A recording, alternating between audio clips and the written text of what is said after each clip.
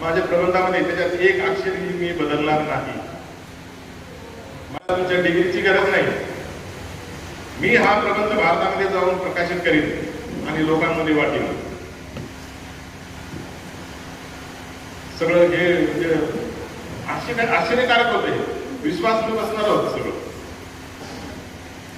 आणि मग त्यात बाबासाहेबांना ती DSC मिळाली त्या प्रबंधावर. आणि त्या प्रबंधामध्ये बाबासाहेबांनी जे मग देशामध्ये केंद्रीय बँक असली पाहिजे, मग त्या केंद्रीय बँकेने काय केलं पाहिजे,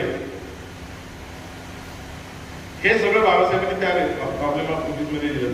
आणि त्या निकषावर देशातली रिझर्व्ह बँक ऑफ इंडिया तयार झाली.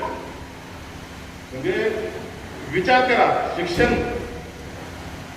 की एखाद्या देशाचं अर्थशास्त्र, एखाद्या देशाचं अर्थकारण घडवायचं ताकद एखाद्या प्रबंधामध्ये असू शकते. विश्वास बसत नाही.